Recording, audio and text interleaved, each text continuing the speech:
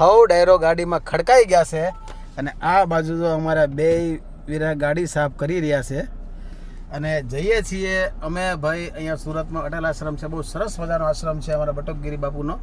અને ત્યાં આજે એમ કહેવાય કે હનુમાન જયંતિ તમને દર વર્ષે સરસ મજાનું આયોજન હોય છે. આ વખતે લગભગ 7000 કિલોનો સરસ મજાનો લાડુનો વર્લ્ડ રેકોર્ડ દર વખતે એ પોતાના રેકોર્ડ તોડે. મોટા લાડુ બનાવે અને ત્યાં આખું એક પારાનું શિવલિંગ છે, એના પણ હું તમને દર્શન કરાવીશ આ વ્લોગની અંદર. તો છેલ્લે સુધી બનાવી રહેજો. બાકી બધાય કમેન્ટની અંદર જય બજરંગબલી લખજો, જય કષ્ટભંજન દેવ લખજો, જે તમે નામથી દાદાને બોલાવતા હોય એ લખજો. હાલો ભાઈ મારી ભેગા ક્યાં અટલ આશ્રમ. ભાઈ અટલ આશ્રમ પહોંચી ગયા, પણ તમે અહીંયા જોવો તો ખરા ભાઈ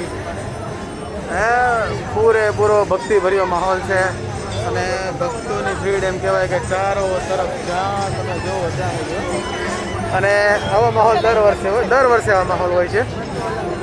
જો વાહ ભાઈ વાહ, કોણ અહીંયા દર્શન કરવા આવે ખાસ કમેન્ટ કરજો અને એમ કહેવાય કે જય બજરંગબલી ખાસ લખજો.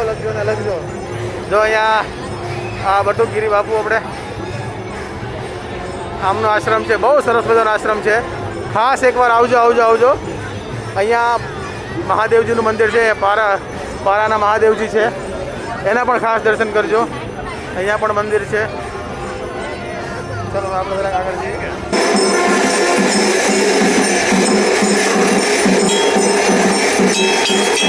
તો અહીંયા હનુમાનજી મહારાજ બિરાજમાન છે. આટલું માણસ તો એટલે આ બધાનું 50,000 માણસો ભોજન કરી શકે એટલી વ્યવસ્થા છે. 7,000 કિલોનો લાડવા, એમાં 3,000 કિલો બુંદી ગાંઠિયા ત્યાં અલગ, 15,000 લીટર છાશ છે.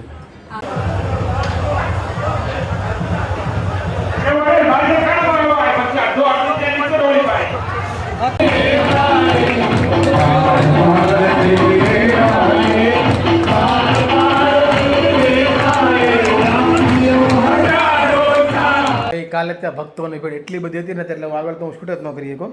પણ બાપુએ આ સરસ મજાની ભેટ મને આપી છે રુદ્રાક્ષની.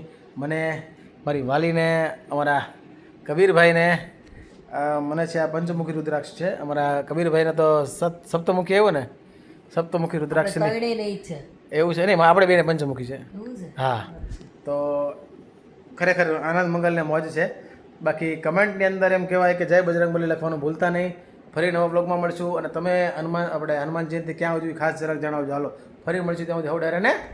રામે રામ.